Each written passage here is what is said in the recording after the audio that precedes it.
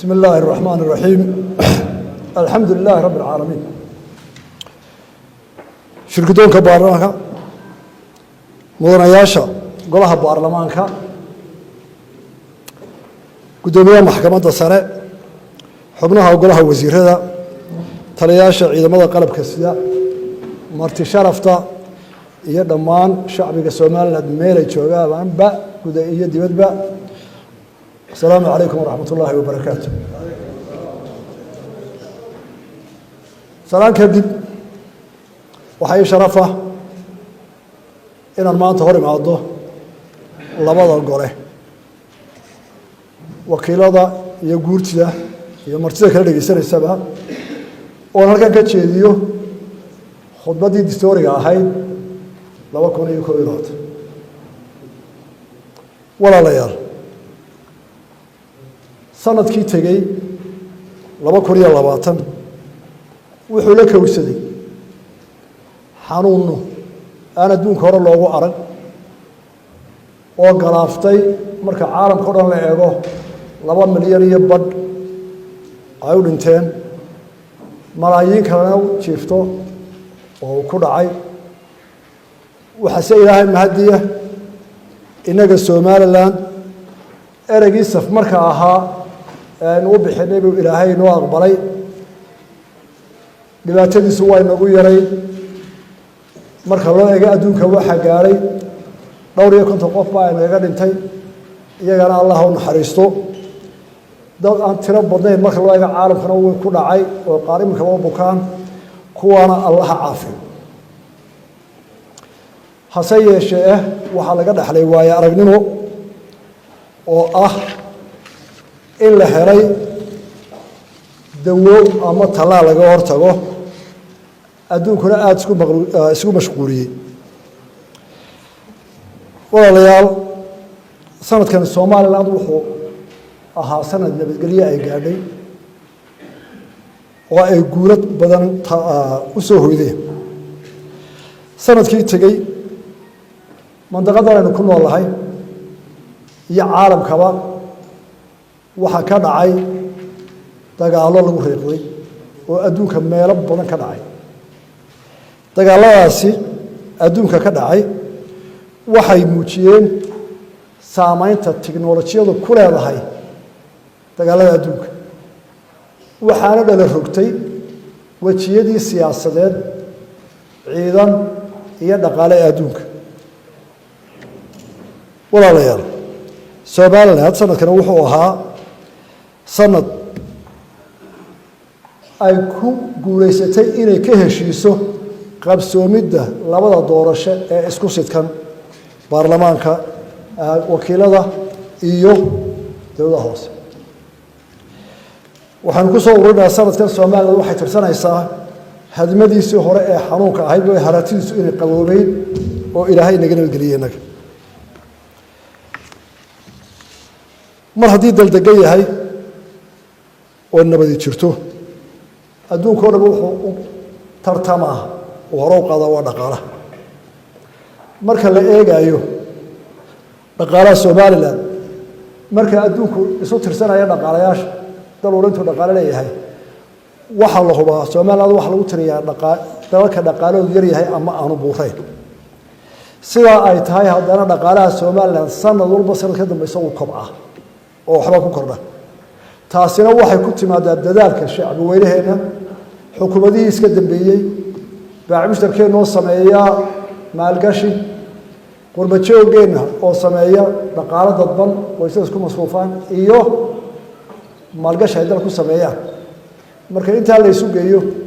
sanad walba dhaqaalaheenu uu kordhaa dhaqaalaha dalkeena waxa wada dhexaad u ah 4 tiir oo kala ah dakhliga u soo xorooda hay'adaha dawladda oo kastamada badan ka soo hoyto baaci mushtarkeena oo sameeya maalgashi hantidooda dalka ku maalgeliya shaqaabo ruug sameeya haba yaraatee taageerada dadban ee ay leeyihiin qurbajoog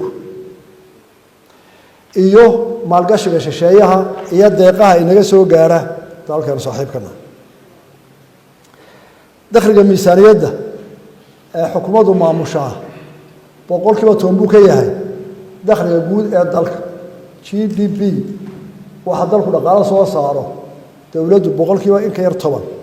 ayay maamushaa inta ay maamusho dawladdu boqolkiiba 50 iyo badh waxay ku maamushaa hay-adaha amniga waad ka garan kartaa halkaa dalka boqolkiiba 50 shaqaale iyo amni geliyay 48 ka soo haray waxay u qaybsamaan baahiyaha badan ee dalka oo ay ka mid yihiin baahiyaha asaasiga ah sida tacliin biyo caafimaad wadooyin iyo wax la mid ah ictiraaf raadin deeqaha dibadda inaga soo gaaraa waa kooban yihiin waxaana u badan yihiin mashruuciin tijaabo ah waxaana ugu wacan dowladda xamar ka dhisan oo lugta jiidisa Soomaaliland dhaqaaladeedu inuu horumaro caalamkana inagala dagaalamaysa in dhaqaalo buuran oo toosan helo walaalayaal markaynu eegno dhaqaalaha dastuurkiisa dalka waxa qeexaya qodobada 12 ee dastuurka oo ay tahay in dhaqaalaha noqdo suuq xor ah in dhaqaaluhu aanu noqonin dalku aanu qaybsamin in hoodana oo lacag dhaqaal barwaaqadu ku ururto iyo in sabool aad u ka yaala waxa kale sheegaysaa in iskaashadaan sharcigaas wuxuu sheegay iskaashadaan hantida gaarka ah iyo taguud qodobka 12aad oo isna ka hadlaya dhaqaalaha sida loo maamulayo oo dhulka ah oo dhulka dhammaan isugu dhaqaalo dhulka ku soo noqdo wuxuu tilmaamayaa inuu dhulku yahay hanti guud oo ummadda ka dhaxaysa meel u jira mas'uuliyadiisa maamulkiisa ay dawladdu leedahay tan iyo intii aynu dib ula soo noqonay xorriyadeena dhaqaalaheena xukuumaddu ay maamushaa wuxuu ku tiirsanaa kastamyada cashuuraha wixii kastamka soo mara ee dibadda inooga yimaada oo kaliya markii COVID-ku dhacay waxa soo baxday inaanu ahayn cashuurta kastamyadu wax qaran isku halayn karo oo dawladdu ay isku halayn karto waayo markii caalamka kala xidhmay ee dal waliba barakibtiisa xidhay kastamyadana way xidhay waxna soo jiraan cashuuraha aynu qaadnaa ee barigu boqolkiiba waa 22 halkaa waxa ka muuqata dheelitir la'aan ah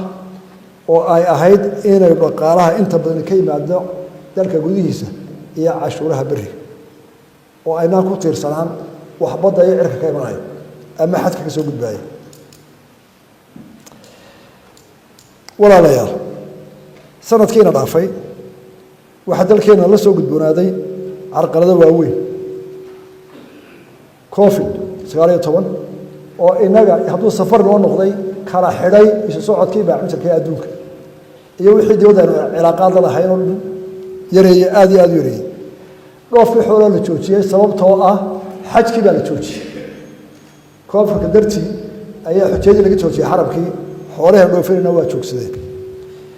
waxa intaa dheeraa ayixii ka dambeeyay ee dalagii oo dhan xaalufiyay sidaa ay tahay haddana dawladdu waxay dhexda u xiratay in wixii guntiga loo geejiyo waxyaalaha laga maarmaanka ee qaranku u baahan yahay miisaaniyadda qaranka ee sanadkii tagay waxa laga maalgeliyay 106 mashruuc oo qiimahoodu leeyahay 173 bilyan sanadkan imka aynu galay waxa loo qorsheeyay in la maalgeliyo lagu maalgeliyo 273 bilyan in sanadkan mashaariic cusub lagu hirgeliyo iyadoo waxa soo duruufo adag soo kulmeen waa la kordhiyay maalgelintii mashaariicda deeqaha dibadda ee ka hor aynu helay waxay ahaayeen qiimahoodu 164 bilyan oo Soomaaliland shilin waxa la kordhiyay shaqaalaha dawladda sanadkii inaga tagay 10% saddexdii sano tagayna waxa la kordhiyay 26 tirada la kordhiyay waa 5150 inkastoo xukuumaddu dadaashay oo shaqo qaran dadka laga qaatay ee soo maray badankoodu haddana waxa ay muuqata duruufaha ay marayna awgood dadka la qaaday la shaqo geliyay inay yihiin dhibic marka la eego inta shaqada oo aanay boqolkiiba 10 ahayn dhalinyaradii shaqada u baahnayd culayska intaa leeg wuxuu u yaallaa sidii loo xali lahaa dhammaan in la isugu tago oo weliba qayb weyn uu ka qaato suuqa xorta walaalayaal iyadoo oo duruufaha aynu soo sheegi jireen waxaynu ku guulaysanay in shilinka halkiisii ku nagaado 3 sanadood oo aanu dhaqdhaqaaqin isla markaana sicir bararka inflationku uu hoos u dhaco 3.5 boqolkiiba Somaliland waxaa ka jira 4 baan oo gaar loo leeyahay 4 baan lacagta taala ee shicibku dhigtay ee dhigaalkii waa 200 oo milyan waxay deyn u bixiyeen ama mashaariic amaahiyeen 70 milyan waxa lacag dhigaal taala baanankooda 130 milyan oo aan ka qayb galin wareegii maaliyadeed ee wax soo saarka lahaa haddii lacagtaasi ay wareegin lahayd warshadana waa abuuri lahayd isbitaalana waa dhisi lahayd shaqo abuur way keeni lahayd marka in kastoo duruufahooda gaarka ah yihiin baalankeenu oo korayaan oo dadka la mid yihiin haddana waxaan ku dhiirinaynaa in ay maraan habka ay ku shaqeeyaan baalanka caalamka ah ee private oo ah dhigaalka la dhigo lacagta la dhinto boqolkiiba 90 ugu yaraan inay ku bixiyaan deyn oo dib dadka u galiyaan si wax loo soo saaro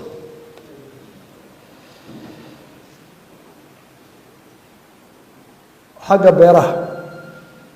inagoo og tallaabooyinkii hore la qaaday sanadkan waxaa lagu soo kordhiyey machadka cilmi baarista beeraha markii aynu dhowr jeer 3 sano hore kolba meel gelinay mashruuc xaaxi beer wajaale mar walba waxa soo baxday kolba cilad aynaan ogeyn waxa ka mid ah shinida ama seedskii oo isbedelay waxa soo baxay dulin badan oo keeneen cuntooyinka loo keenay waxa soo baxay abaarihii istaba joogaha cimiladu ay gediyeen marka waxa loo baahday in si cilmiyeysan loo galo hawsha beeraha marka waxaanu abuuray macadka cilmi baarista oo la rabo wixii aynu maal galeynaa si cilmiyana inuu noqdo goob kasta oo la gelinayo waxaa la hayaa imika oo la soo ururiyey 23 nooc oo ah shinidii u ahayd Somaliland asal ahaan cimiladeeda waxaanu abuuri doonaa hadda baanka shinida ama seed bank oo lagu ururiyo dhirta dalkeena ka baxdo oo dhan nooc kasta yihiin in la hayo seedkooda si aanu dalka dhirtu uga dabar go'in sida hadda ay ku socoto oo imika dhir badan oo ku ugu qoyo badan la leeyahay shinidoodii xanaanada xoolaha maadaama sanadkan horena koofirku aad u joojiyay macaamiishtarkii xoolaha sanadkan dambana hawshoodii loogu talagalay dhaqaalihii loogu talagali lahaa adeegyada bulshada barkood ama hay-adaha wax soo saarka xanaanada xoolaha beeraha investmentka maaliyadooda u qorshaysnayda wax loogu horumari lahaana waxaa loo wareejiyey inta badan miisaanida doorashooyinka sanadkan sida ay tahay waxay talaaleen 3 milyan oo neef oo ay ka faa'iideysteen 180,000 oo qoys xoolo ay lahaayeen bay gaareen kalluunka oo ah meesha adduunyada u guuraysa badda meesha badda waxa la yiraahdaa dhaqaalaha buluuga ah ee badda ah oo inaan aqoonteedana lahayn u baahannahay in xoog badan saaro waxaan imika la bilaabay muddo dheer kadib oo sanado badan loo hay-adaha qaar laga codsaday ay sanduuqa lagu caawiya laga waday dekada maydh oo hawsheedu bilaabantay oo ay ku baxayso 5 milyan oo lacagta Mareykanka ah waxa dhamaaday wajigii koobaad ee dekada berbera waxa dhamaaday 400 mitir ee dekada Hawaadey haddii aan la yiraahdo juun awalkeeda sida la filayo ilaahay kiisa waxa bilaabmi doonta in maraakiibtu soo xidhaan oo uu kordho xawliga dejinta konteynerada iyo bagaashka ay wadada ka duumika intuu yahay boqolkiiba 76 baa ku dhig kordhi doona juulaa marka la inta ay lagu shaqaalay dakhligu ka soo galay waxa kaloo yara la xusnaada inta in leeg oo samxada oo dariiqa yar ee dhuwara imika la wado ee berberiyo u dhaxeeyo wajaale uu noqon doono baabuurta culus wada ayayso oo yar waxa loo baahan doonaa wadooyin badan marka horeysa wax kasta ay u qaatay in hore loo bilaabo wadada burciyaha bishaasku xidha si loo kala duwo xamuulka dekada ka soo baxaya iyo baasajariska dalka isku xidhay oo hawl degdeg weyn oo taalo waxa kale oo u baahanaan doonaa waxa kale oo qorsheedu sugi doonaa xamuulka ka baxaya dekadu inuu meelo badan oo xadka ka baxo wadooyin badan oo u furan dalka jaarka nahay sabayntooda iyo dawladda jaarka inuu kala heshiido si aanay u noqonin culayska dekadu mid xidhma oo wada qura ma xaji karto 450 kun oo container guridooda iyo soo celintooda hawsha la garan kara sanadkii gaadiidka u baahanayso wadooyinka u baahanayso meelaha ay ka baxayso yar waa qorshayaal degdeg weyn ka soo qornay oo gacanta lagu hayo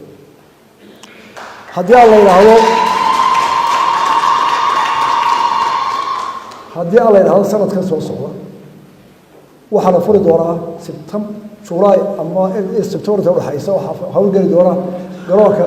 caalamiga ah ee Berbera oo noqon doona garoon baasanjar iyo xamuulba ay iman doonaan diyaaradaha qaadka weyn oo ugu culculistay iyagu oo intay ka qaadaan Berbera xamuulka u gudbi doona Afrikada kale hadda meeshii ay macaamil yeeshaan dadku ismihii wadada Berbera corridor halkii waqtiga loogu talagalay ka gaariyay sabab kasta haatee laakiin hadda inta dambe xawli ku socdaa isaguna waxaan isagana hadii la yiraahdo sanadka soo socdo 20 qaybtiisa hore u dhamaado waxaan laga xidhnay iyadoo oo ay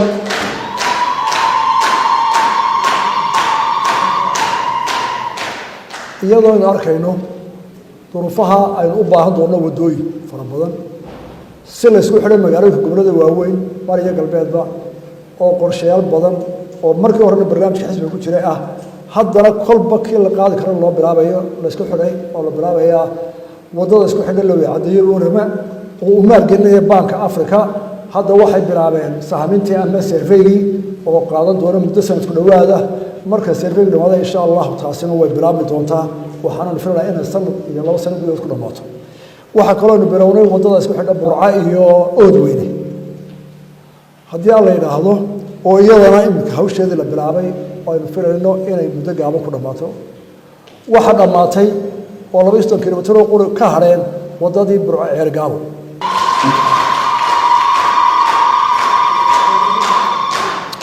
saddex bilood soo socota haddii aynu ku dhamayno sanadka bartankiisa waxay u wareejin doonaa muddo xoogeeda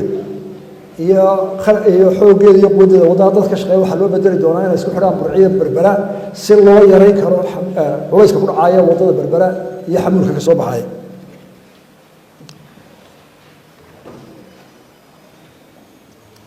waxaa la dhisay wada isku xidha madaarka iyo magaalada Laascaanood mudanayaal iyo marweyn dawladdu guud ahaan waa amni suwaha dalka amniguna waa ka ugu culays badan isla markaana dawladdu waxa ku soo baxsatay inay noqoto shaqa bixiyaha ugu weyn ama shaqa galiyaha dadka ugu weyn runtii taas oo u baahnayd in suuqa xortii sida caalamka ku dhaqma suuqa xortii oo suuqa xortii qaybta badan qaato haddii warshaday tahay iyo haddii maalgelin tahayba waayo lacagtii waxaynu dalka inta soo gashay intii badan waxay ku jirtaa suuqa xorta ama baac mushtarka haddii dawladdu noqoto adeeg bixiyaha ugu xoog weyn oo haddii dawladdu tacliintii iyo waxbarashada caafimaadkii iyo biyihii laga rabo inkastoo oo ay suuqa xorta baac mushtarka ku jiraan haddana waxaynu u baahanahay baahida dalkeenu u yaala ee arrimaha asaasiga inay aad iyo aad loo kordhiyo iskaashiga baac mushtarka iyo xukuumadda arrimaha ku saabsan mujtamaca oo qolo walba dhaqaale ahaan qayb ka saarantay adeega bulshada maadaama aynu hore u sheegnay oo miisaanadii aynu gelin lahayn adeega bulshada in badan u leexinay miisaanada doorashooyinka wasaaradda waxbarashadu sanadkii hore waxay u xidhay tababar 600 iyo 400 macallin bay u xidhay tababar kor u qaadisa sanadkanna waxaa ku jira imika oo bilaabmay inteedoo la wanaajiyo 670 arday macallimiintaasi waxay u badan yihiin distriyada iyo degmooyinka fog kuwii ka howlgelayay dadka imika la tabarayana waxay u baahan yihiin ardaydii shaqada qaran soo martay ee lagu shaqaaleeyay wasaaradda sanadkan wasaaradda tacliintu waxay dhistay 67 iskuul oo cusub ayay sanadkan qaarkood way dayactirtay laakiin waxa dayactir ay dhulka ka soo qaadeen oo dayactir dhaawac weyn aad u gaaray ayay hirgelisay wasaaradda caafimaadku sanadkan waxay u adeegtay 1 milyan iyo bad bulshada kamida ayay u adeegayeen caafimaadka ee dowladda gacanta ku haysaa waxaa kordhay 12% dadka ay u adeegayso isbitaalada dowladda gacanta ku haysaa waxaa xusid mudan inay fara badan yihiin isbitaalada gaarka loo leeyahay oo ay hawlo badan qaranka u qabtaan hase yeeshee waxaynu u baahanahay in hogaaminta caafimaadku meel qura ka ahaado waxaynu haystaa dhibaatooyin fara badan oo la xiriira caafimaadka oo u baahan maamul isu geeyo dhakhtarro badan iyo dad gaar ah ayaa lacag badan iyo hanti ay leeyihiin geliya caafimaadka oo aan la hubin inay ka heliyeen kale inay ka soo saari karaan kale iyadoo dadkii gaarka ah lacagta intaa la geliyaan dowladuna miisaaneed weyn gelisa caafimaadka oo labadaba dhaqaale qaran isku tagay yihiin intaa waxa ka badan inta ku dhacda qofka buka iyo shicibka gaarka ah marka waxa weeye lacag caafimaad ka socota dadkii gaarka ahaa hantilaashii gaarka ahaa maalgeliyay iyo tii dowladda oo yara baxaysa iyo dadkii bukay oo iyaguna inta in leeg marka loo qaybiyo keeshiyada baxaysa in leeg ka badan bixiya tusaale soo qaadanayna walaalayaal caafimaadka waxa inagu soo kordhay cudurro hore inoogu yaraa oo ay keentay isbeddelka nolosha dadkeena dhiigkarka kansarka macaanka xanuunka la yidhahdo macaanka waxa intaa dheer xanuunkan buroolka la dumarka ku soo batay oo inantii oo laga yaabo inay 5 jirta 6 jirta oo ay magaleekada buraa taalo deetana ay dhibaato ku timaado waxa laga yaabo buraasi inay qaar ku dhalaan oo aan dhibaato lahayn laakiin waa phenomena imika ayna hore u ogaan jirin ilaa ogaan jirin hore dumarka ciidamo ogaan jirin marka xanuunadaas oo waxay u keeneen walwal fara badan maxaa dhacay marka waxa dhacay dadkeenu inta badan kuma nagaadaan ma aaminaan dhakhtarradeena ama private ha ahaadaan ama kuwa dowladda ha ahaadaan xanuunka si u sheegaan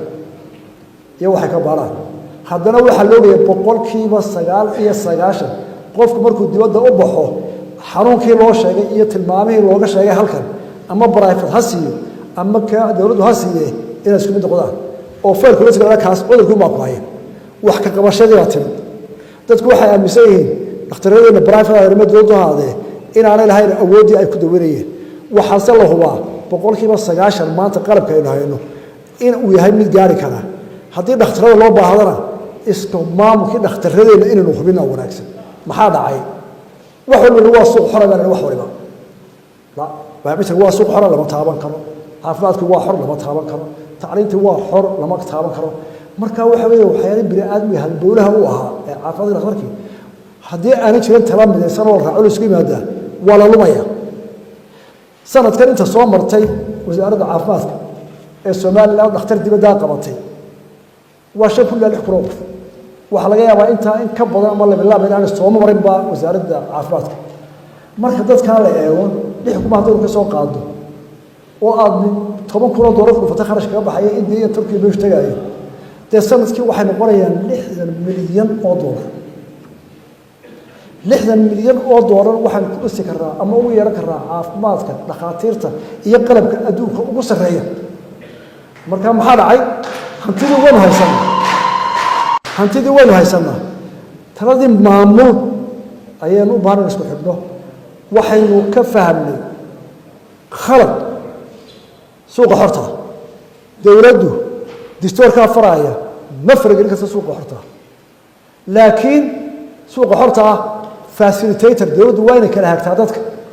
hadduu baacmushtar iyo hadduu tacliin hadduu caafimaad dowladdu weyna kala hagtaa oo shuruucda caqabada ka soo baxaya ayay xukuumadduna fulinaysaa maxkamadduna kaga qaadaysaa waa inuu sharcigaas dadka kala hagaadee laakiin hadduu dhakhtarkii baraafitka ahana cid xugta waayo kii dowladda hana meel maro qofkii bukaanka hana meel dhexa ku lumo war khasaareen isagu ku baaba'aya markaa sharciyadiina waa la hayaa baarlamaankiina waa joogaa xukuumadduna fulinaysaa dadkii aqoonta dhakhaatiirta baraafitkana way joogaan isugu tag baynu u baahannahay qofkii oo dhiig baxay qofkii waxaa la geenaya cusbitaal gaara waa laga soo rafanaya xanuunkiina waa kusii fidaya kharashkiina wuu ka baxaya ku kalaa la geenaya 9 egisga yar u baahnin baa la marinaya wuu ka soo baxaya markuu dhamaado waxa la leeyahay ka dawladda geeyay iyaga Australia waxa leeyahay kabacdi waxa la leeyahay dhakhtaradina guduhu waxbay ka waayeen hal la qaado qofku uu dhinto cudurku ku sii fiday waa mar kala dhacay dhaqaalihi halkan uu kaga baabay marka la gudoonaya aqli way baahan tahay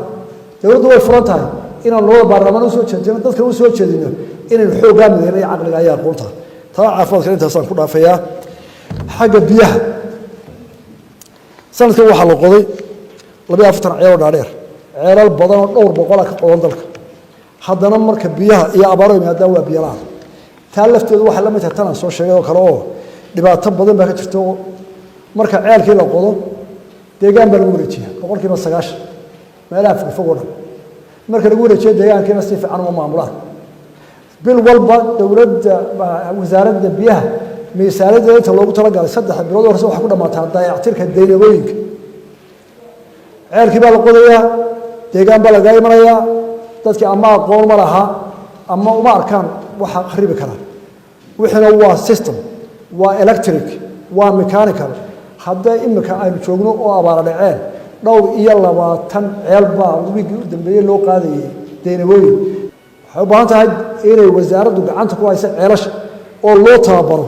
imika 20 qof oo horeeyay baa la tababaray oo ceelasha lagu tababaray iyo deynagooyinka iyo dabka ceelka si loo ilaaliyo inuu tago in ceelka halka lagu hayo waxa laga codsanayaa inay la gaarsiiyo waliba golayaasha dadka deegaamada ka wakiilkatiin inay u fahmaan ceelku inuu u baahan yahay dad gaar iyo aqoon gaar oo inaan ka baxay mar walba maanta u kul ceelasha fadhiya bariga galbeed waa laga siiyay halka waxa ka jira dhiig bax badan oo farsamo aqoon la'aan waxa la qoday 12 ceelo gaagaaban sanadkii tagay haddana marka ay soo qayrada bilaabanto biyo la'aanta ceelasha waxyaalaha qaarkood waa inaynu kala hadnaa wax meelyaal oo ra'yaynu ka iska ogolahay abaartu way soo noqonaysaa dalkeenna waa la yaqaanaa 4 bilood jiilaal baa jooga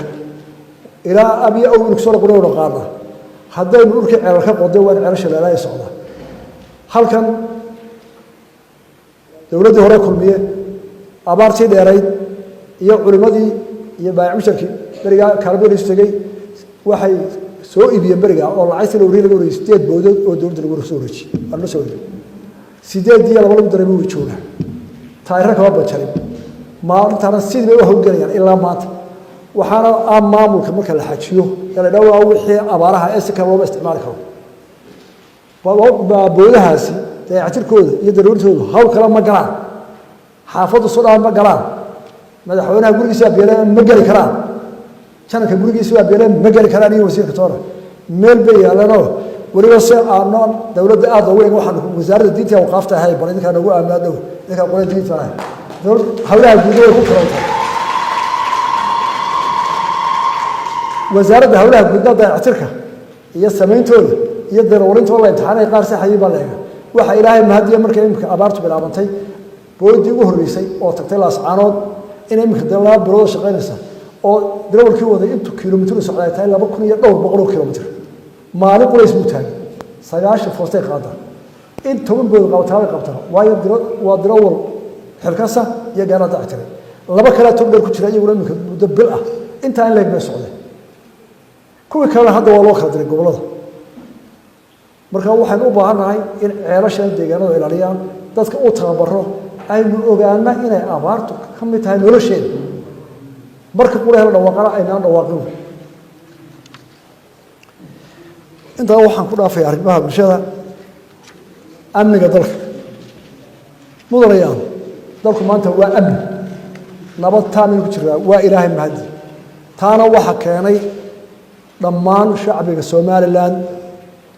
meel uu joogaba iyo shaqo uu hayo iyo da uu yahayba waxaa hubaala inuu shacbiga Soomaaliland maanta dhammaantii ka midaysan yahay inuu nabadgelyada ilaashado wixii khilaafana si miyir qabo ku dhameeyo waxa la xurgufaha oo dhan dadka ayaa dhameeyay dawladdu waxay ka ahayd fududeyn isugu yeeridda shirka qabashada waxa awoodda iyo juhdiga galiyay wixii oo shirxaay soo dhacay sanadkii dhaweyto oo ugu dhaadhaarayeen kuwii ara cadeeyay waxa dhammaantood lahaa dadka deegaamada oday dumar sheekh dhalinyaro oo ka midaysnaa in wax kasta oo dhibaato jira si nabad loo dhameeyo waana ilaahay mahadi waana talo wanaagsan oo helay guul weyn ku gaadhay difaaca dalka Soomaaliland waxa ilaahay mahadiya inay leedahay awood ciidan oo aan la dhayrsan karin iyo ciidan birlab ah geesiyaal ah waay arag ah naftood hurayaal ah soo majeestayaal ah oo maanta nabadgelyada dalka inuu cadow soo hunguriyo ka hiray iyaga xoogoodana dadku ku hurdo baayac mushtarka iyo siyaasadana difaaca ay noo hayaan aynu ku wadno shacabka Soomaaliland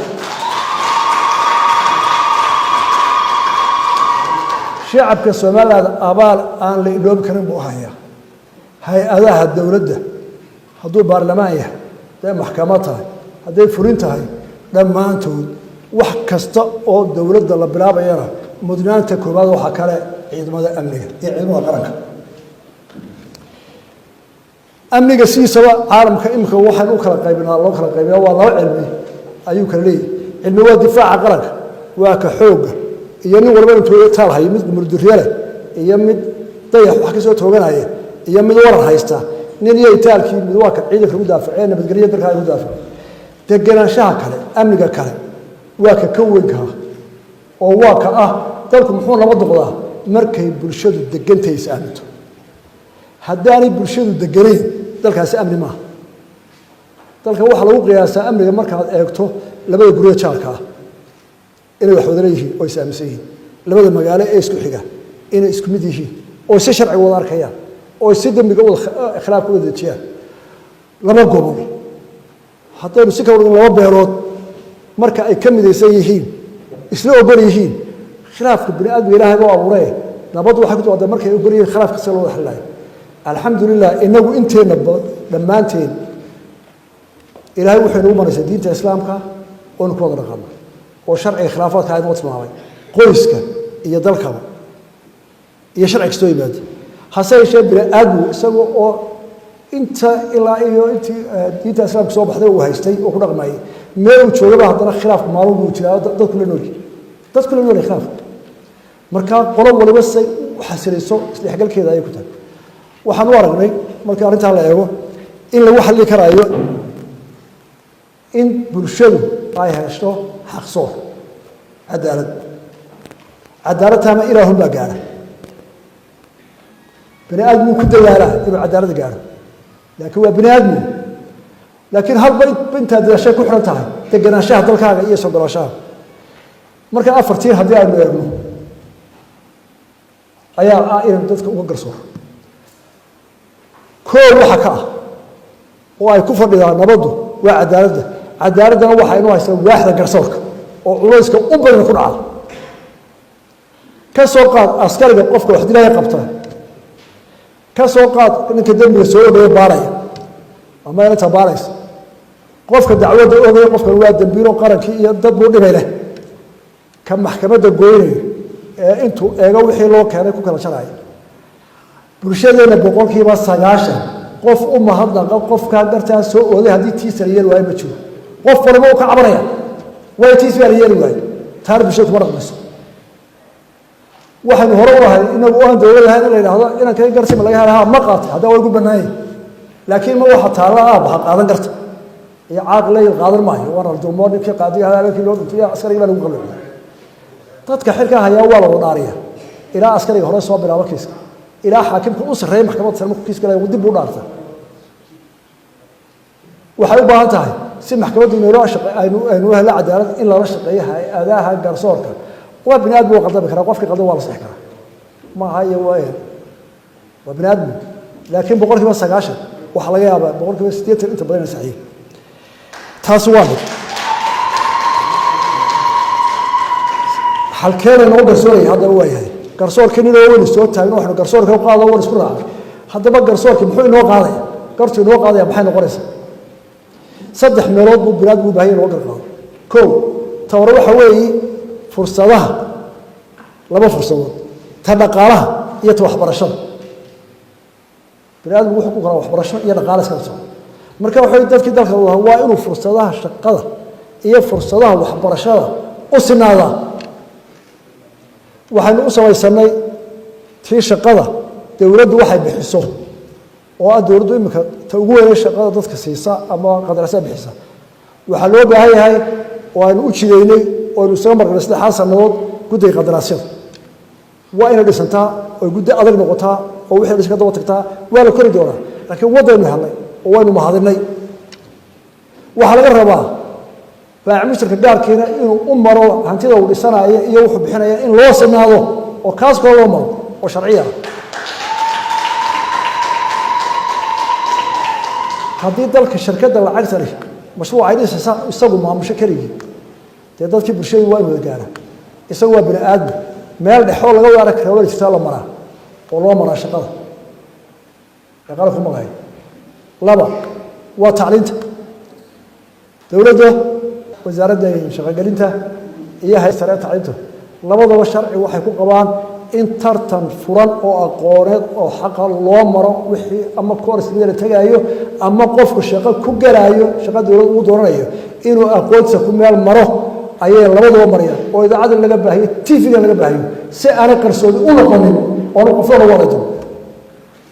labada hadii la helo labada marka rasuulna dalka cadaaladda waa helay ta saddexaad waxa weeye in dadka nugul ama laxaadla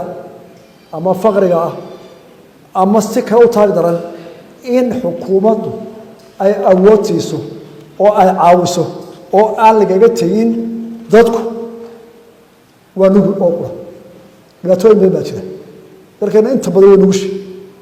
afkana inta badan oo laga yidhaahdaa laakiin xukuumad ahaan iyo dad kale waxay naga saaran inaynu hubinno in dadkaasi wixii ay mudnaayeen la gaarsiiyo xukuumaddu dhib kasta culays kasta saaran waxay qaaday sanadkii hore inay dhaqaale taageero gaarsiiso 200 kun oo qoys oo danyara oo gobolladoo dhan waxaanu ognahay dhaqankeenu inuu hablaha iyo nimada u kala exdo oo hablaha intooda badan iska wadaash xitaa kuwa laxaadka qaba kuwa laxaadaanaya ku dhacdo aan ciidana diriyeen guriga lagu xiro wasaaradda shaqagelintu iyo qoysku sanadkii dhaweyto waxay tababar u furtay oo xirfadaha ay ku shaqeystaan ay gaarsiisay 8,976 hablood oo Soomaaliland oo gobolada dhan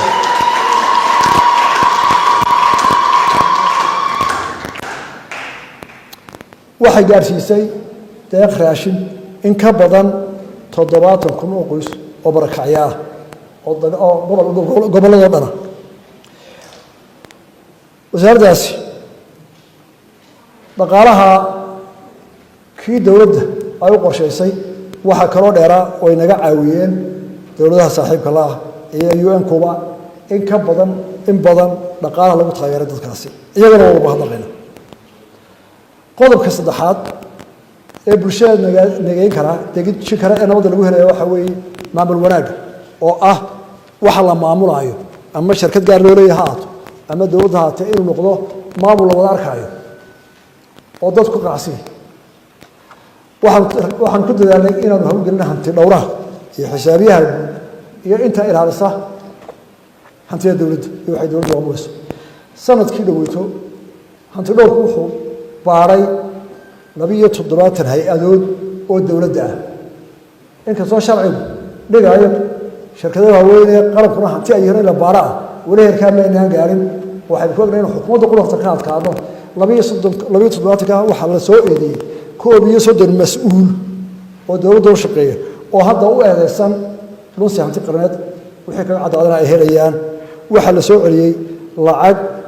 gaaraysa 5 bilyan oo ka maqnayd khasnada dawladda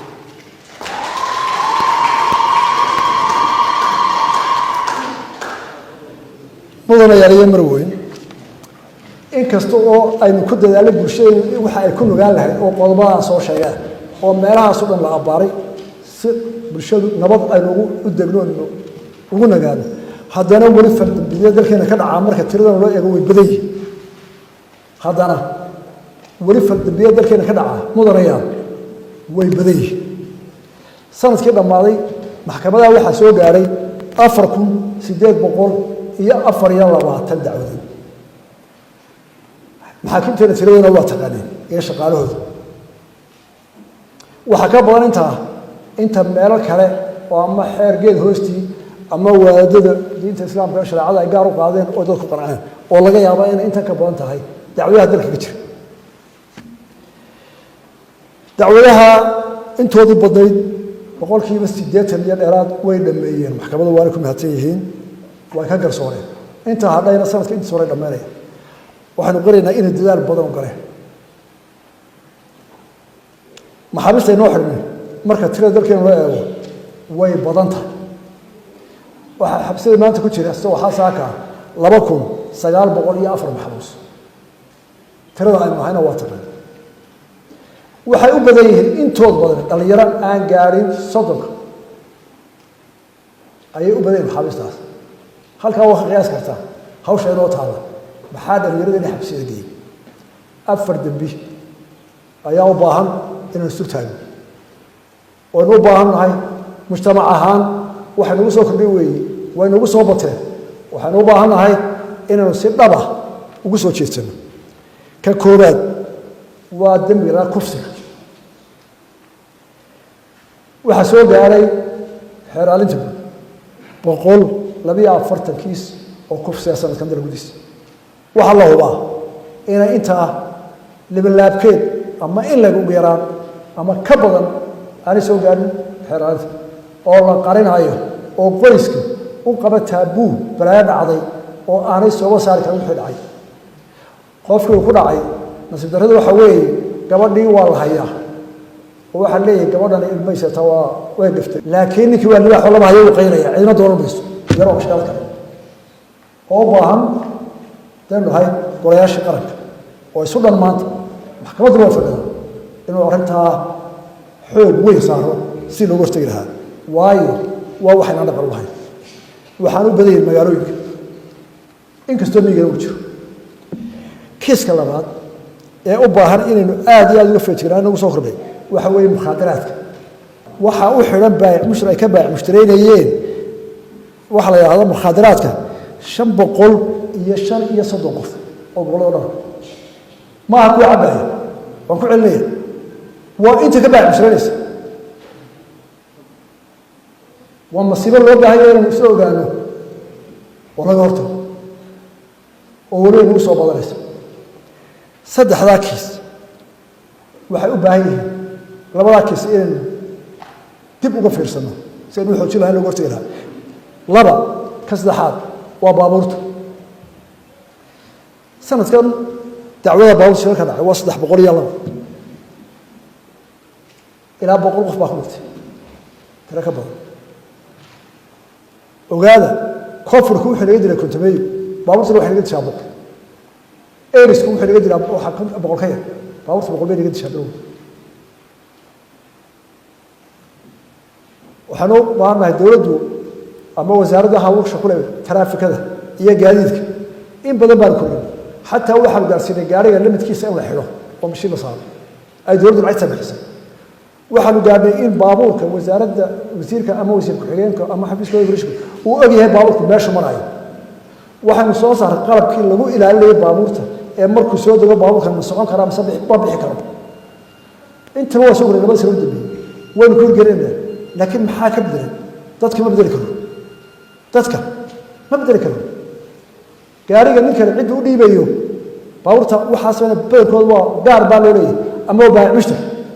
haddii la soo eego khasaaraha dawladda berigii hore dawladdii hore aan soo gaarin dawladdii hore inta la midka ay soo gaadhay waxa loo jiray maqaadirsi war maanta ciidanka maqaadir ma raxmo oo noqonaya ciidamada wax jira way yaryihiin maqaadirtu waa private waxay bayday baabuurta wada private baabuurta ay baabuurta baacmis ku yartay weliba ku baaxmisa waxa ka sii baabuurta gaarka loo watay yaryar baabuurta kaleynaysa mas'uuliyadda waxaa leh cidda baabuur kale iyo ubadka wada iyo qofka loo dhiibay wacyigelin baynu u baahannahay guriga ka soo bilaabanta oo la ilaaliyo dadka naftooda la ilaaliyo si aynu u yarayno shilalka iyo xabsiyada waxay u baahan tahay inaynu 3 qodob eegno qaran ahaan qorshahoodii dowladdu way soo dhigtay NDB-gaas ku jirta sanadka 2030 halka dugsireeno waxa ugu horeeya inaynu saboolnimada hoos u dhigno saboolnimada inaynu hoos u dhigno mar walba oo ka hadlayno soo kaasano su'aashu waxa weeye waa hoos u dhigi karaa ha lacagta dalka soo gasha ama xoolaha dhaqaalaha sakadeedu haddii la isu geeyo si fiican loo maamulo sanad walba 10% hoos u dhigi kartaa isxisaabiyeedu nin walba isxisaabi haddii dowladdu lacagta haysta ku waajibtay waa ta ay ugu shaqeysaa adeega oo banaanka taala idinka ay gala xisaabtamaya oo abba golayaashii hanti dhowrka baaraya idaacadda martaa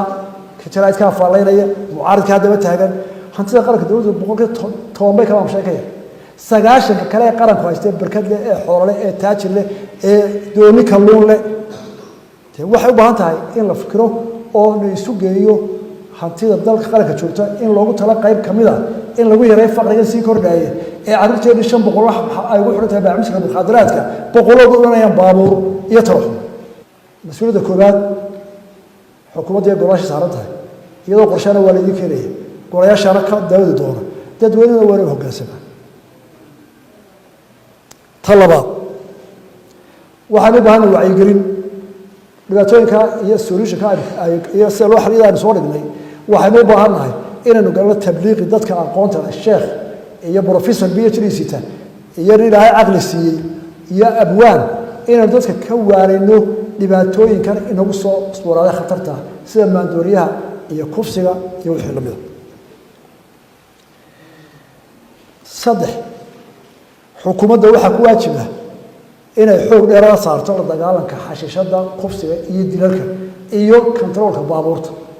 dadkana gacan bay uga baahantay waana go'aan waana ku dhaqaaqnay waana qaylada ugu badan gaariga dila 10 qof ee yaro ciyaar wado marka la soo xiro stage-ka intaana iman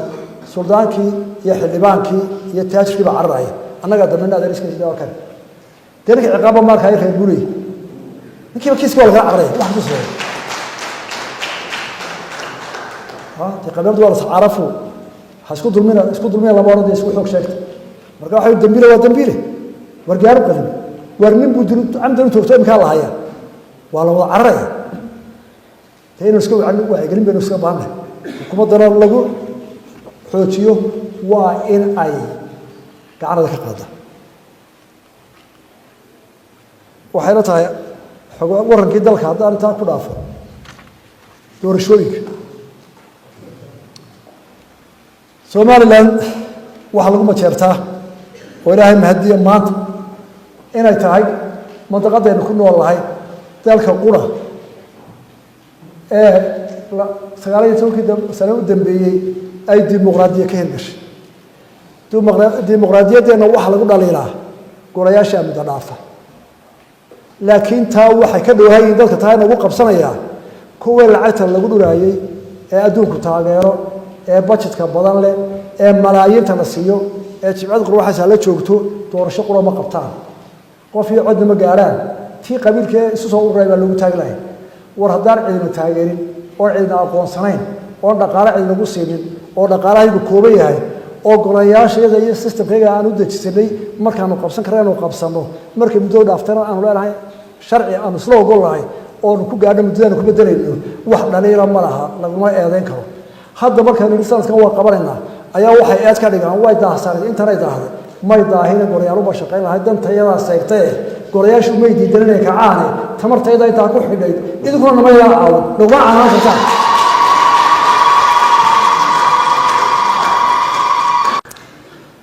maanta doorashada waxa ka hadhay 3 state waa ilaahay mahadi waa nuslo wada ogolahay in doorashada baanta inoo dhacdo waxa kale dhammaanteen isla ogolahay oo inaan isku diidanayn oo inoo ballana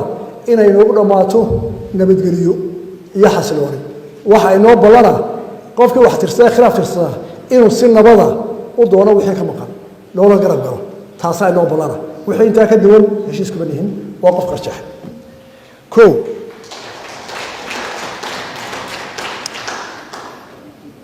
maanta ciidamadu waa diyaar komishanku waa diyaar xukuumadda miisaanteedu waa diyaar ilaahay mahadi bay joognaa taladu waxa weeye inaynu si wanaagsan hawsha oo dhan qurux badan waxa sharaxan oo haddii la yiraahdo maanta golaha taagan 900 iyo 93 murashax hablu waa ku yari waana waqti la wada dal waliba soo maray taa isku canaanayno waa wax la baran doono oo socodda laakiin waa ku jira waxaynu ognahay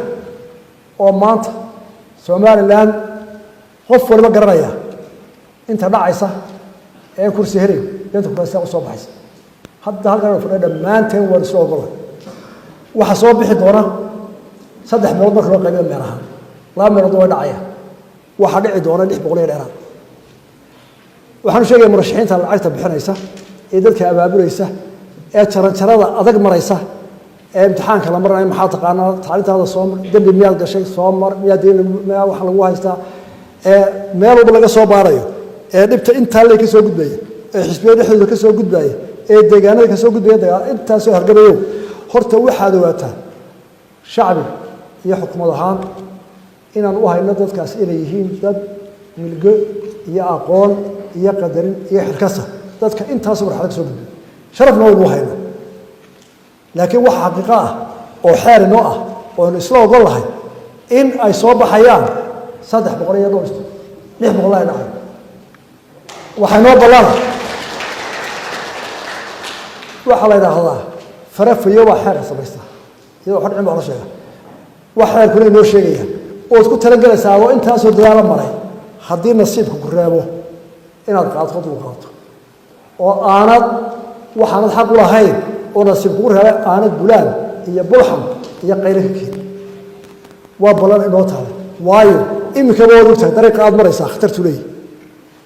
qolada kubadda ciyaartaa waxay dhalinyaradu kubaddu waa barcad iyo barmadow awrigstaayo mootidinka kelis dee siyaasaduna waa haa iyo maya walaa kursi cod baa kaa doonaya maysiinaysaa haa qaado waad soo bixi maya waan kuu diiday waad ka tegi marka murashaxiintana waxaan u sheegay waa soo weerinaa waa dhici jirtay maanta radikeeda kuma horeyso inaad ku tala gashaan inaynaan bulaan iyo buuq iyo wax ka badan inteena soo xushay ee deegaanada leh ee xisbiyada leh ee golayaasha leh ee xukuumadda waxay nagu waajibaan qofka xaq uu leeyahay ku doodaya inuu si biiriya ugu doono oo lagu hubsado inuu xaq leeyahay kale qofka qarda jeexaya ee qofka badan in la qabto oo la wada gardartay joog ayaa inoo ballan taas uma ku arkaa nabad taana intaasaan kaga tagay arrimaha dibadda siyaasadda arrimaha dibadda ee Soomaaliland mabdi'iyan waxay ku dhisan tahay nabadgelyo iskaashi iyo wada qabsi caalamka oo dhan iyo dariskaba soddonkii sano u dambeeyay fagaaro kasta oo tagniyo dawlad kasta loo hadlaa waxay nagu xujeynayeen ama ay nagu gudbayeen xaalkiinu waa xaal Afrika ah midowga Afrika iyo Afrika ayaa anaga nooga farquluman qaaradda tagtaaba ama daacada ka ahaato ama gar ha ahaatee muddo taa lagu warjoo saadartay waxaan qaaday jidka ah in Afrika laga hawl galo deetana sanadkii u dambeeyay xoog badan baan saaray Afrika seen ugu yeeran lahayd saaxiibo cusub waxaan ku buurisay inaan dhammaan dawladaha Afrika horta waraaq qoraal oo u sharxaysa Soomaaliland waxay doonayso iyo inay xaq u leedahay ay ku cadahay inaan u diray dhammaan madaxweynayaasha geeska Afrika meel jooga dhammaantood ay heleen waxaan naga soo noqday in naga absi waa jirtaa in badan ayaa naga soo weydiisay macluumaad inta ka badan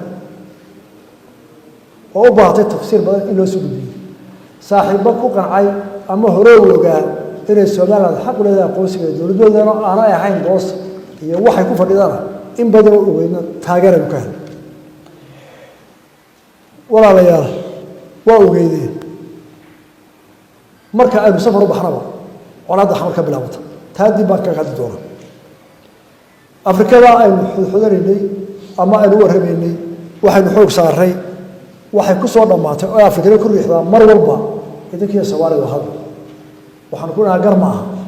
nintiisiba u taag waayo tashan waaye oo isaga toosifoodo tahay tii hanagu xidhida idinba kan caal weeyey waa noqotay qasab in la hadlo wada hadalladii inaga iyo xamar naga dhexeeyay mid taageero baan dib bilownay wada hadalaas waxay ku dhamaadeen halka baray waa ka dhigsantii waxaa warihi noqday oo waliba qolada xamar ay doorteen anaan ku raacay oo naan diiday markii hore in Jabuuti lagu qabto fagaara lagu hadlayo shirka waxa weeye Mareykanka oo wali dadjiyay shirka qolada Jabuuti waxay ka ahaayeen gogashay dhigaan jeerkana way hayeen waxaan uga baahanaynaa madaxweynaha Jabuuti inay saddex dhexaadnimo ah oo waayagnimo shirka ku hogaamiyeen oo aanay cidna dhinaca saarin ee nin waliba fagaaraha wixii uu leeyahay ay si wacan meel isku cabiri karo dagaaladiisa kana u dhigay wixii ka dhacay iyo sidoo ahaa idinku cilmaayo oo goobjoog u ahayd waxa ku xigtay muddo yar kadib in Kenya madaxweynahoodu uu ina marti qaaday iyadana wixiina dhex maray iyo wixii ka soo baxay iyo kubilkayga u haysaano idinku cilmaayo taa waxaan u sheegayaa waxa ka horeysay Guinea oo sanadkii hore tagnay oo si wacan oo taatu lamida ah oo ka dharsan aqoonta Soomaaliland dhibaatada inay u tahay haddaba walaalayaal waxaan wada ognahay oo inaan isu sheegeen imika laakiin u baahan inaan isxusuusino marka ay Soomaaliya maqasho Soomaaliland dal baa casumay ama dal ilaahay meel u sheegatay waxa la yaab cadaawada iyo naca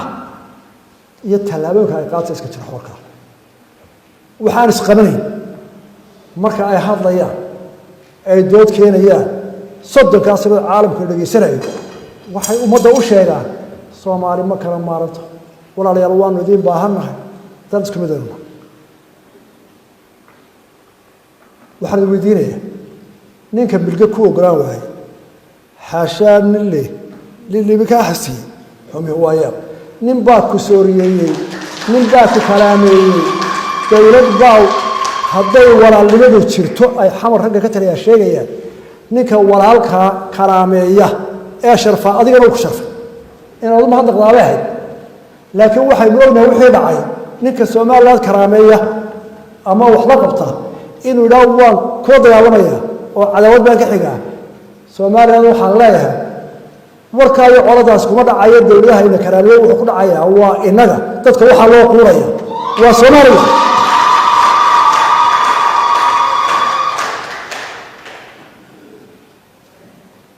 waxaynu doonayaa inaan u sheego Soomaaliland ma tuulida Soomaaliland Muqdisho dadka ka taliya shacbiga Muqdisho iyagaaba aftuuban dadweynaha Muqdisho way ogyihiin waan arkay wax dhacaya dadka talada u haya iska dhaaf Soomaalnimo isu keenaan talaabooyinka ay qaadaan waxa weey to aanay Soomaali warigeed isku imanay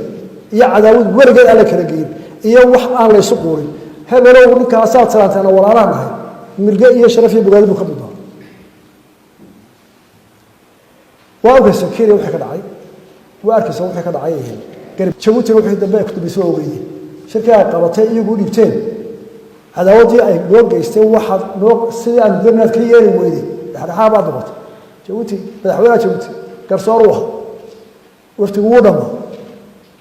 أو السلام بأنه وده أونا وفتقي سعودي نحن إلى هاي السكايتها ما رب ولا أنا عن دار الموسي فقارئها نقول واحد جالس شغالي هذا نوع حكى عاد أبوه ذي وحنا تاود إيراني ما أنت مقدشو دولة هذا وقت يدور معه دولة عصمنا لما دوره شرعنا ومكرمين هذا نوافق ده ومعمولين Soomaaliland waxay diiday oo markii ay madaxtii la wada lahaa ay duntay ay ka doorbiday inay gaar u tashato oo tii halka cirkii arkay kama soo jeedaan soddonkaas sano waxay arkay wax lagu shaqay kara baa hadday soddonkii sano iyo gaar u baxday ninka maanta muqdisho jooga waqtigiisa uu dhamaaday sharciga loo kordhin waana xukuma qodobada la isku haysto ee saddexda ah waxa yaab leh oo kamida oo mar walba idaacadda laga hadlaa waxa la isku haystaa baarlamaankii gobolada waqooyi matalaha cid soo dooranay cadaawadii hore iyo tii hore dhacdo waxa ka xunta maanta lagu leeyahay qaranka halka baarlamaankiisa fadhiyo ee dawladdiisa fadhiyo ee ummadiisa wada shaqaynaysa ee meel walba qof waliba maanta codkiisa qaatay doorashada diyaarka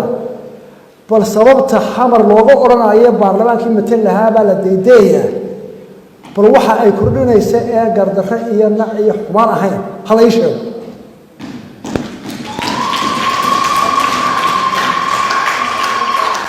shacabka xamar iyo dadweynaheedu iyaga aaba aftuur hore oo sheegay waxaan u sheegaynaa caalamka waliba xubnaha xamar la jooga ee muqdisho oo aanan garanayn qodobka ay halka ay ka joogaan xamar maanta ma dawladda istaawaaya ma iyaga u taliya ma kii dhacay baa haysta ma cid kale loo dhiibay waxaan u sheegaynaa waxa gardarro ah in xitaa kuwa caalamka u dhageystaan ay ka dhageystaan oo ay ku ansixiyaan boqol oo baarlamaan laga soo doortay iyaga laftooda qayb ka gardarro lagu soo doortay waxa ka mid ah odayaasha iyo waxgaradka iyo aqooyahanka Soomaaliya ee Soomaaliya jooga ee u dhiibanaya codkooda la noo tali nin dalkiisa ka fakadka ah waradina idin turi maayo wax gelin maayo kana uu ka fakaday marka iyaga laftooda say u aqbalayaan waxa cod idin sina wax idin dooray wax idin bedelaya niman cidna matay qolada Soomaaliland u dhalatay ee halka wax ka deeysan waxaan leeyahay idinka ceebid ku tahay xaga laga doortaa ceebid ku tahay midba deedaysan midna xaga u marsan ma bari hidda lagu doortay halka wax ka taqaan wada ka caray taana wax ka tarimaysan waxaan u sheegaynaa iyagana sharciga lagu dhaqmaayay in la adkay doono waayo waxa inoo galay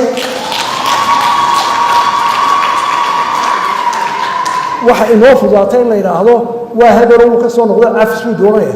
dabeetana la soo qaadaya waa nin weyn dalkiisa ku soo noqday hala saamay hala saamay hadana uu noqday kii la saamay baa noqday mid ka taliya meesha aqli ma qarnimada meel ka dhacaysa sharciga adkaaya baas gareysay ee ahaa ilaa maxkamad la mariyo lama saamixi karo kii baa lagu dhaqayaa ku talagalay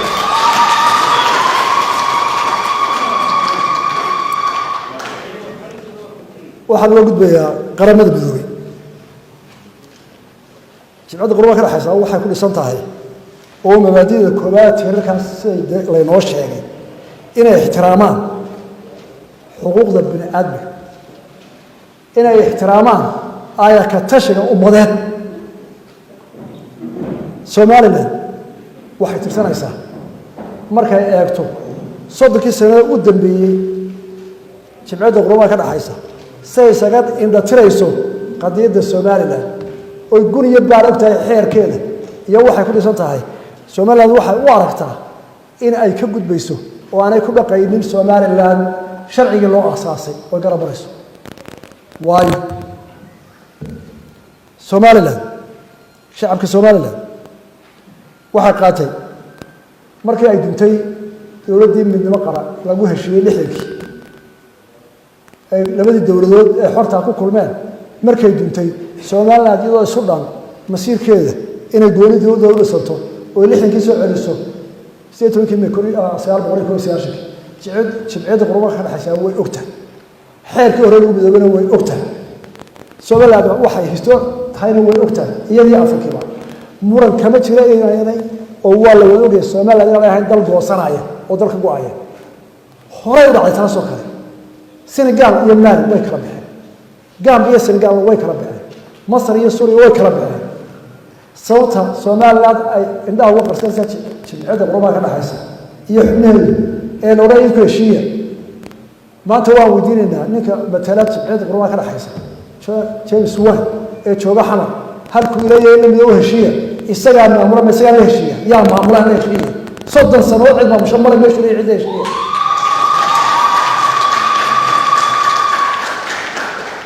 labadii dawladood ay ka duntay TPS markay kala baxeen Soomaaliland waxay qaaday jidkii nabadda dawlad dhiska dimuqraadiyadda iyo dawlad dhiska qaaday dhinacii kale wuxuu qaaday dhinaca fowdada iyo dagaalada iyo qaraxyada iyo ishaysiga aan dhamaanay waxa la yaab leh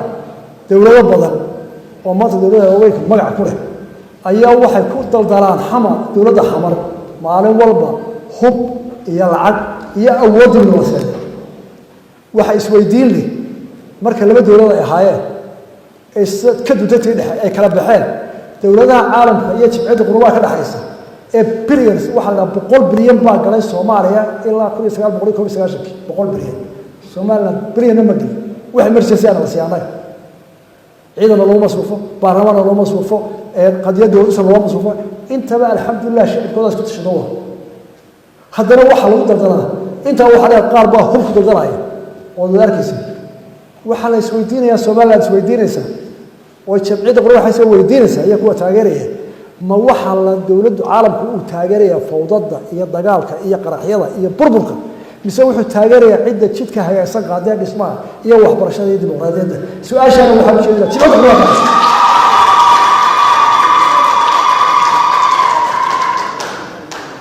waxaan ku soo ururaya hilaadinta iyo u diyaargarowga mustaqbalka Soomaaliland aqoon ahaan iyo dhaqaale ahaan waxa muhiim u yahay wanaajinta nololeed ee mustaqbalka dalkeena iyo caruurteena dhibaatooyinka dadku abuuray sida khilaafka badan dhuxulaysiga iyo dhintooda shaqeeya oo abaaraha horseeda ceshiimooyinka dhulkii xooluhu daaqayeen in walaba intuu awoodaya xidhay dhulboobka magaalooyinka ka socda ee meydka meel lagu aasan leeyahay meel banni oo ti way wajahadayda ku dagaalamayo isbedelka cimilada ee Ilaahay keenay tiknoolajiyada casriga ah oo waxtar badan iyo faa'iido badan leh laakiin hadimadeedu ma aana yarayn wana ayirsi lahayn dhibaatooyinka aan soo sheegay waxa ayna tusayaan in ay inoo taalo haddaynu Soomaaliland nahay oo dadka maanta xilka haya aynu nahay hawl ballaaran oo u baahan inaynu waqti badan iyo juhdi badan iyo dadaal badan gelino dhammaanteen oo kala hadlahay xukuumadda iyo golayaasha sharci dejinta waxa ku waajiba inay ku dadaalaan inay keenaan oo marba hirgeliyaan sharciga iyo wadada la marayo ku toosan hadba xaaladii taagan Soomaaliland markaynu soo koobno haddaad isweydiiso qofka Soomaaliland daa kasta hawo 10 sano ka bacdi maxay doonaysaa sidayna way kaatay doonaysaa Soomaaliland maxay doonaysaa oo run ah oo gaari kartaa waxay la tahay dawladdu jawaabta waxay kaga jawaabtay qorshaha NDP2 kalabaad ee ah Soomaaliland 30 sano halkay noqon doonto oo ah Soomaaliland waxay doonaysaa in ay noqoto dal dimuqraadi ah oo sharciga lagu dabaqo sharcigu nabad ka sareeyo nabadgelyo ah barwaaqo ah dadkiisu ku nool yihiin hodantinimo loo dhan yahay oo qayb qori lahayn oo aanay ladnaanta in yar ku koobnaanin iyo in ay noqoto iftiinka aqoonta iyo ilbaxnimada ee ka soo dhex muuqda Afrikada madow oo dhan iyo adduunka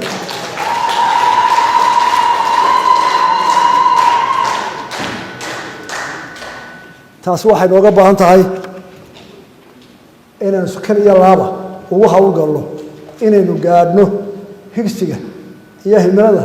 hirka faka muuqda aynu tiigsanayno waxaan ku taagi karnaa inagoo si dhaba iyo dawga hawlgalno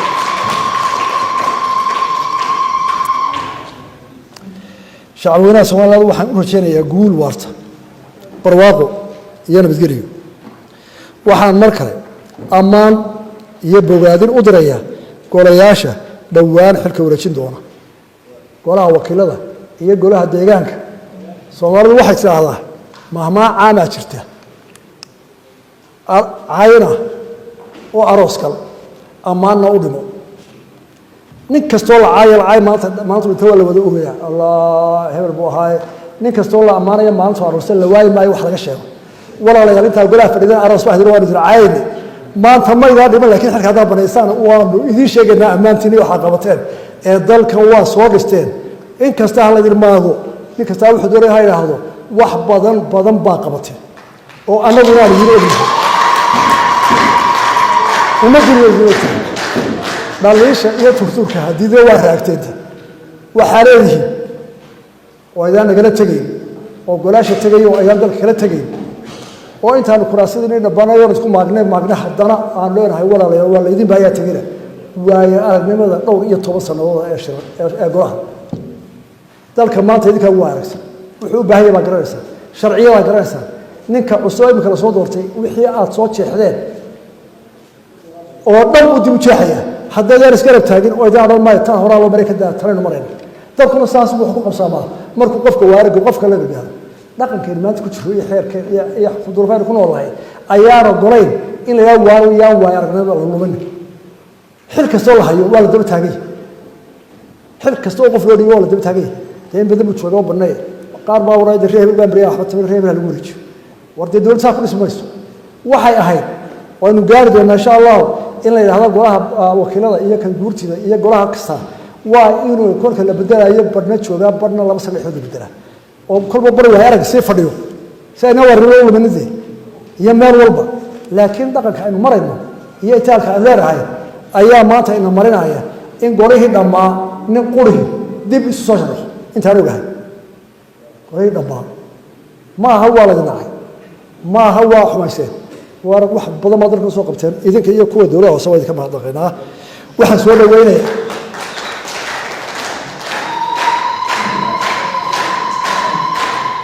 واحد سؤال وينه يا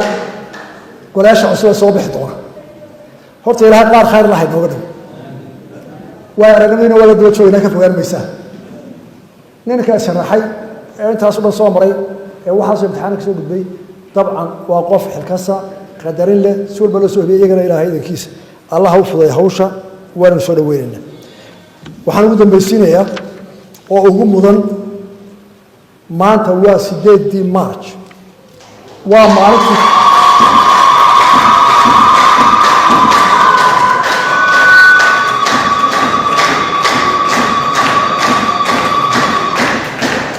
ومعرفتي هو وينها أدوك هذا من أي lahaayeen ay u dabaal degaan oo ah dumarku inay dhibaatooyin badan oo xuquuq badan oo qaar aad u leeyahay ay ka cabanayaan haweenka muslimkiinta badan diinta waxooda u goysay iyaguna waa ku raali laakiin cabasho badan bay inoo sheeganayaan oo daw ah oo aynu dawla garaawano laakiin haddana aynaan inta badan ka fulin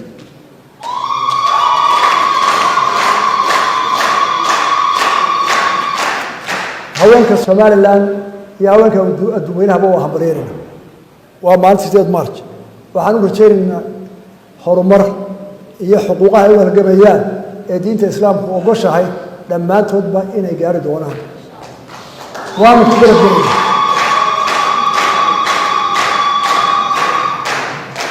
halkan waxaan uga ducaynaynaa maanta shalay magaalada Shilba ka dhacay aqal ayaa gubtay guri ay ku jiraan arday 200 iyo dheeraadihii aad iyo aad baan ugu nasiib badan Ilaahay badbaadiyay ciidamada dadamiskana waa gurmadeen booliisku carruurtaasi guri fooqay ku jirtay waa la wada socotaan sida wax u dhaceen Ilaaha aad iyo aad u sahlay carruurtii wada nool yihiin wixii gaaray waa dhaawac aan waliba badankoodu in yar mooyee ay dhaawac fudud yahay Ilaahay waxaan ka rajaynaynaa inta dhaawacana inuu caafimaad degdeg siiyo aad iyo aad baan carruurta ugu ducaynaynaa Ilaahay caafimaad siiyo Ilaahay baan ugu mahadnaqaynaa inay noo soo wada badbaadeen waxaynu ku daraynaa in laga digtoonaado meelaha dadka badan lagu ururiyo waxa weeye waxaan ka dardaarmayaa in meelaha iskuulada cusbitaalada wadada dadka badan ku shaqeeyaan dadka mulkiilayaasha aheelay inay ku tala galaan waxyaalaha laga maarmaanka waxa ugu yar meesha dadka naafada ay marayaan waxa ugu yar haddii wax dhacaan wax laga baxayo waxay u baahan tahay waxyaalo badan in dhismaha la iska xil saaro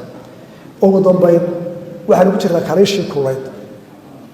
ilaahay waxaan ku rajaynaa inuu abaarta naga soo jebiyo ilaahay rabbiga adun baan ku baryaynaa addoommahaaga gacmaha horsanaya nahna qadin ilaahay roob degdega oo barwaaqa oo sariica oo dhibaato lahayn baan ka barin cimri wanaagsan iyo caafimaad baan ka barin naxariistaada janno aakhira ayaan ka barin inta bulshada Allah inoo shaafiyo dalka dadka walaal inoo barwaaqayo wassalaamu calaykum waraxmatullaahi wabarakaatuh